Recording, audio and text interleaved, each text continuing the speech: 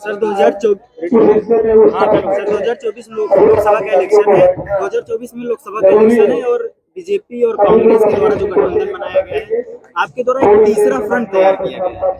तो तीसरे फ्रंट में ओबीसी एससी एसटी माइनॉरिटी के अलावा भी क्या और भी दल या संगठन शामिल होने की आसार है? पिछले बार जब 28 सितंबर को दिल्ली में मीटिंग हुई थी उसमें 32 पार्टी के लोग थे और अभी जो दिल्ली में मीटिंग हुई कल परसों 31 तारीख को, तो उसमें 77 पार्टी के लोगों को इनवाइट किया गया था और 77 पार्टी के लोगों ने लिखित रूप से सहमति दे दी कि हम लोग इस गठबंधन का हिस्सा बनने के लिए तैयार हैं।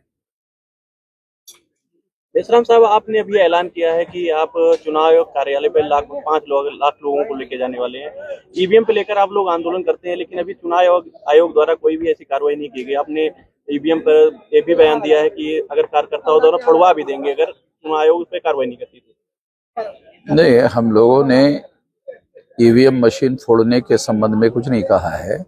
हमने कहा कि हम लोग जो ईवीएम मशीन है उसके बारे में प्रोटेस्ट करने के लिए ये 1 लाख लोगों का मोर्चा लेकर जा रहे हैं, ऐसा हमारा ऐलान है और इसके आधार पर वो कार्यक्रम कर रहे हैं। हमारा ये मानना है कि 8 अक्टूबर 2013 को सुप्रीम कोर्ट ने ये निर्णय दिया कि ईवीएम मशीन, केवल ईवीएम मशीन के द्वारा फ्री, फेयर एंड ट्रांसपेरेंट चुनाव नहीं हो सकता। सुप्रीम कोर्ट को कहता है, केवल, ध्यान रखने का शब्दों के ऊपर, केवल ईवीएम मशीन के द्वारा फ्री, फेयर एंड ट्रांसपेरेंट चुनाव नहीं हो सकता।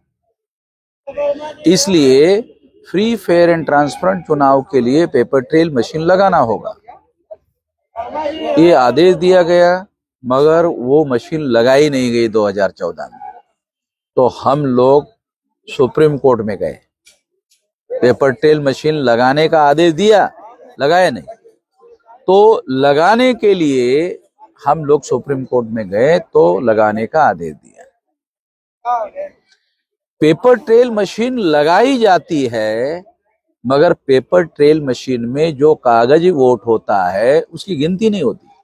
दिखाने के लिए, तमाशा करने की क्या जरूरत है? चुनाव आयोग केवल दिखाने के लिए पेपर ट्रेल मशीन लगा रही है। जब तक उसकी गिनती नहीं होगी, ईवीएम मशीन में घोटाला होता है या नहीं होता है पकड़ा कैसे जाएगा? ये नौटंकी है चुनाव आयोग की। इसके विरोध में यह हमारा कहना है कि यदि ईवीएम मशीन के द्वारा घोटाला होता है, ऐसा सुप्रीम कोर्ट का कहना है, तो इसलिए पेपर ट्रेल लगाया। तो पेपर ट्रेल के अंदर जो कागजी वोट है उसकी गिनती करना पड़ेगा, तभी रोका जा सकता है। तो चुनाव आयोग कहता है इसको ज्यादा समय लगेगा।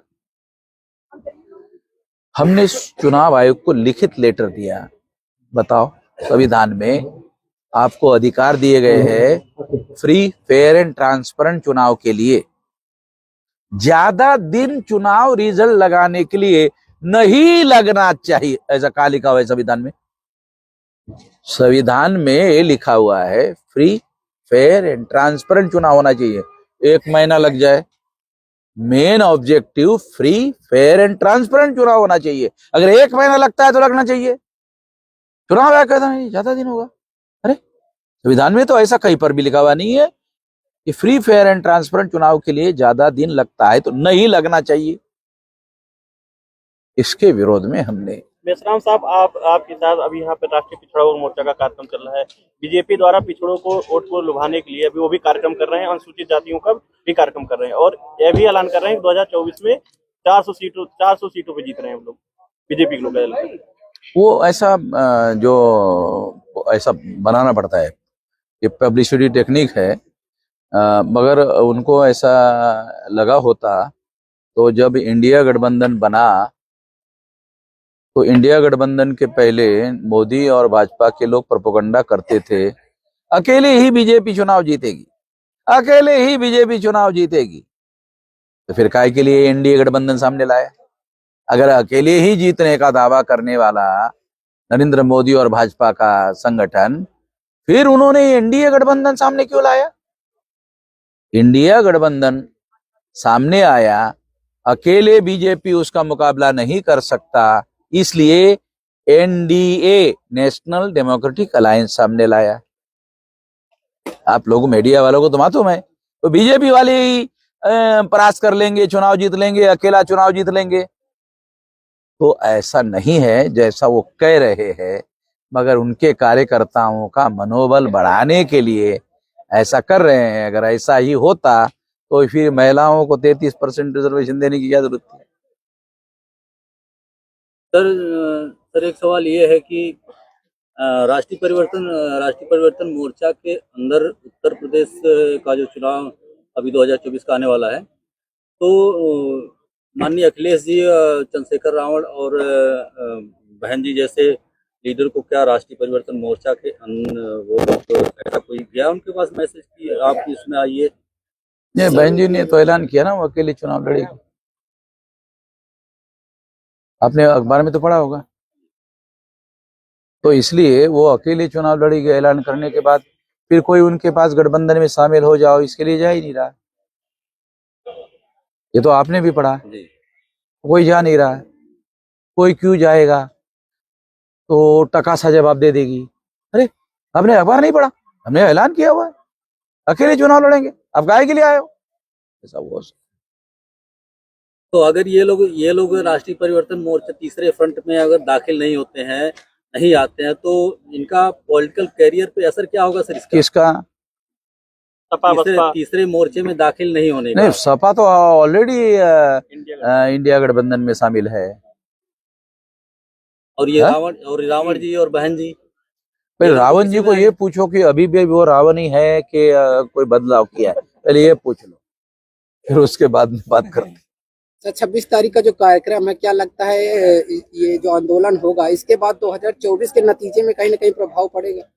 देखो, आंदोलन करने वाले लोग तो इसी मकसद से करते ना कि कुछ हो। हमारी कोशिश तो यही है, हम लोग तीसरा मोर्चा गठित कर रहे हैं, और तीसरा मोर्चा गठित करने की आइडिया से ही आज तक का चुनावी संसदीय इतिहास आप देख लो। जब भी तीसरा मोर्चा रहा है, किसी को बहुमत नहीं मिला सेंटर में। जब भी सेंट्रल में सरकार बनी, तीसरे मोर्चे के समर्थन से बनी। ऐसा कहा जा रहा है कि तीसरा मोर्चा बनने से बीजेपी को फायदा होगा, इंडिया गठबंधन को नुकसान होगा। काशीराम जी कहा करते थे कि बीजेपी ब्राह्मणों की पार्टी, कांग्रेस ब्राह्मणों की पार्टी, हमें क्या फर्क पड़ता है, वो ऐसा बोलते थे। आप लोगों ने पढ़ा होगा। तो वो उनका ब्राह्मणों के राजनीति के दावपेच का प्रोपेगेंडा है। अरे इससे तो बीजेपी को फायदा होगा। अरे बीजेपी भी ब्राह्मणों की पार्टी, कांग्रेस भी ब्राह्मणों की पार्टी, दोनों में से कोई भी जीत जाए तो काशीराम जी कहते थे ये तो ब्राह्मणों का ही होगा। सर, आप सामाजिक संगठन चला रहे हैं, आपको चुनाव नहीं लड़ना है, लेकिन लगातार आप ईवीएम पर बड़े पैमाने पर ईवीएम के विरोध में आंदोलन चला रहे हैं, लेकिन जिनको चुनाव लड़ना है वो ईवीएम पर चुप्पी साधे हुए। हम कब कह रहे हैं कि वामसेप जो है ये चुनाव लड़ने वाला संगठन नहीं है। भारत मुक्ति मोर्चा चुनावी राजनीति में दो काम होते हैं, एक पॉलिटिकल एक्टिविटी और एक चुनाव। तो हम लोग भारत मुक्ति मोर्चा के द्वारा जो आंदोलन कर रहे हैं, उसमें आंदोलन एक पॉलिटिकल एक्टिविटी होती है। अब रहा वो समर्थन देना, चुनाव में किसी को पराजित करना, किसी को जितवाना, ये काम करना भारत मुक्ति मोर्चा के आंदोलन में शामिल है, इसमें कोई दिक्कत नहीं है। तो हम आने वाले समय में हम लोग, मैं किसी राजनीतिक दल का सदस्य नहीं हूं, मगर 32 पार्टी के लोगों ने मुझे राष्ट्रीय परिवर्तन मोर्चा का संयोजक बनाया। मैं भी इसलिए बनने के लिए तैयार हूं कि SC, ST, OBC माइनॉरिटी के लोगों का राष्ट्रीय राजनीति में दखल हो, उनकी आवाज हो, मजबूती से आवाज हो, पार्लियामेंट में उनके लोग मजबूती से बोलने वाले लोग जाए। जो SC, ST के 131 मेंबर पार्लियामेंट, एक भी नहीं बोलता।